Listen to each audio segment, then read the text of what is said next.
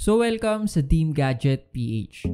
Sa video na ito, i-review natin si iPhone 12 dahil madami nga sa inyo nagre-request na si iPhone 12 naman. So huwag kalimutan mag-like and subscribe sa ating channel. Sa video na ito, malalaman nyo if worth it pa ba bilhin si iPhone 12 at bibigyan ko rin kayo ng konting throwback kung bakit solid pa rin ito. Quick promotion lang, if ever na gusto nyo bumili ng brand new at second hand iPhones, magtungo lang agad kayo sa Dim Gadget Store sa may Green Hills, San Juan, Manila. Matatagpuan nyo ang aming store sa may Bridgeway Shop.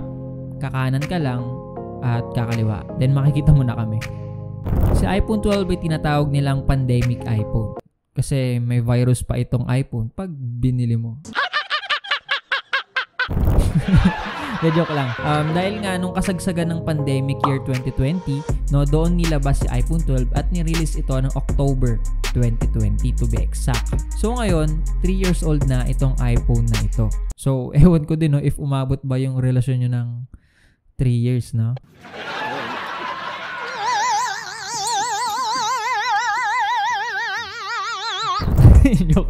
joke lang. So ayun nga, hindi pa siya ganun ka-outdated as of this moment. At talagang pangmalakasan pa din. Kumbaga, masasabihin ka pa rin ng wow, yayamanin, naka-iPhone 12. Ganun pa rin talaga yung level. Tara, silipin muna natin ang kanyang physical body. So unang mapapansin sa iPhone 12 is yung box type frame nito, which is magkaiba pag galing ka sa iPhone 11 units. So parang binalik nila yung vibe sa older unit nila like iPhone 4S, 5G kasi pa box type yung mga yon.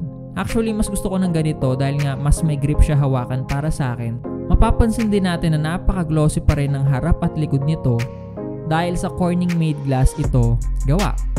So halata dito yung mga fingerprints natin at madali manlaman no if madumi talaga yung kamay mo no kasi babakat agad dito eh. Gawa pa rin naman sa aluminum frame ang iPhone 12 at marami din itong color variants. Meron itong white, red, green, blue, and purple.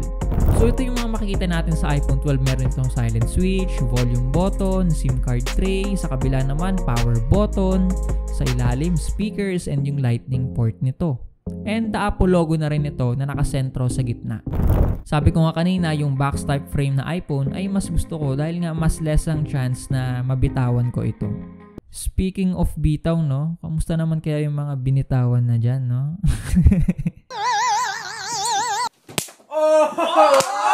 But again, better to buy a case, no? Para iwas na rin sa dents. Also, the size and weight ni iPhone 12 is perfect phone size, no? Para sa mga average user.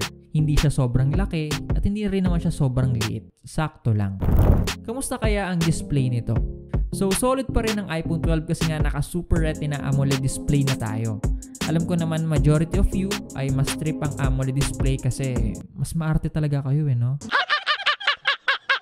May 625 to 1200 nits ito which is pretty good na rin para sa mga mahilig gumamit outdoor. So pansin ko rin dito sa iPhone 12 upon using it, sobrang color accurate ng display nito. Yung mga videos and photos na tinitignan ko, talagang napakaganda ng kulay. Siguro kung medyo maselan ka no, or maarte ka sa cellphone mo, medyo di mo lang magugustuhan dito is yung 60Hz refresh rate. Which is hindi naman ganun kapansin if average user ka lang. Pero kung may pagkamaarte ka talaga, no, bahala ka dyan.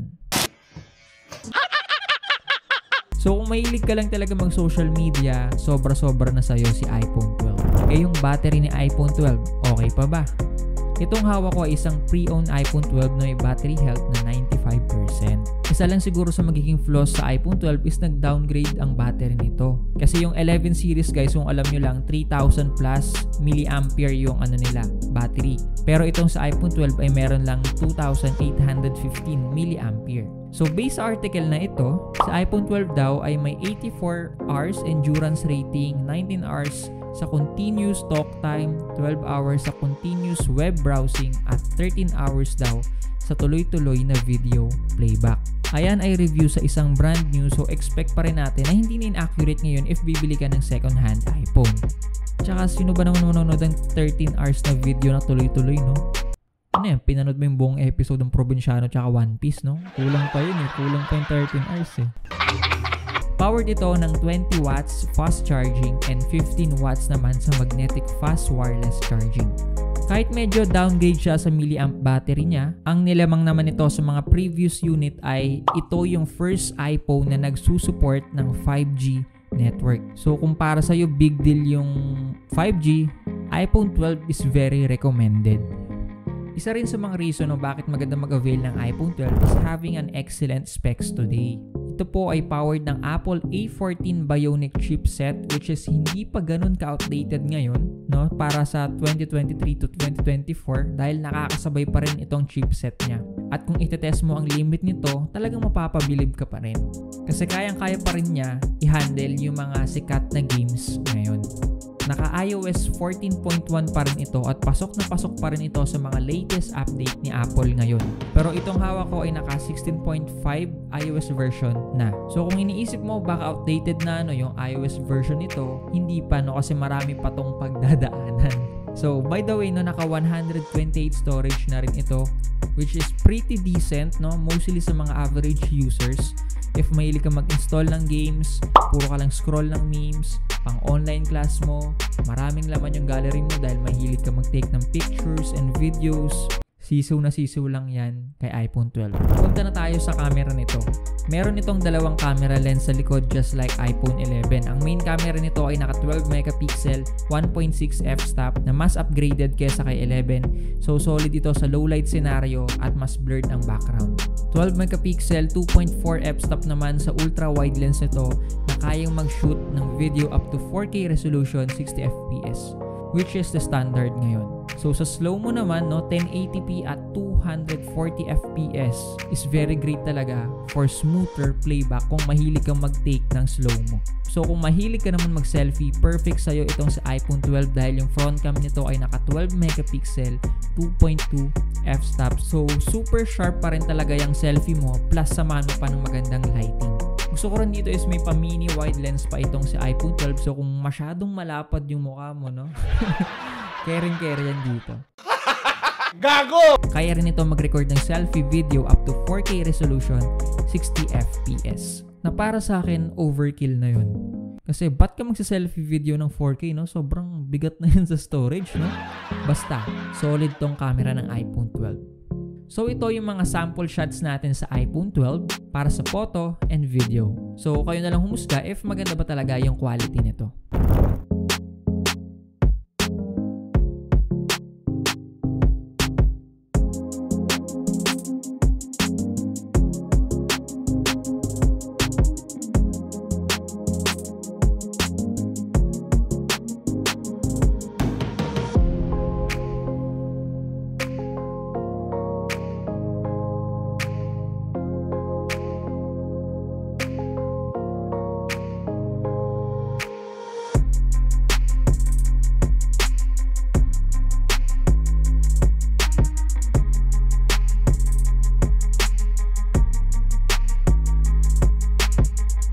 So ito yung 60 fps ng iPhone 12, naka HD tayo, ayan. Ganito siya ka-smooth. Pero pag try natin 0.5, ayan, medyo bumababa yung quality niya. Pero syempre, mas nagkakaroon ng ultra wide lens. Ayan, balik natin sa normal. And ayan siya. So ito naman yung sa 4K resolution, 60 fps. Nagtatry tayo ngayon. Ayan, tingnan nyo kung mas smooth ba siya compare sa kanina. May plastic pong naka. Ito yung puno-puno dyan. Ayan. Hindi ko alam kung mas smooth. Patry natin mag ultra wide lens. Bawal. Zoom lens lang guys ang pwede. Hindi tayo makapag 0.5 dito. Pero ito yung 4K.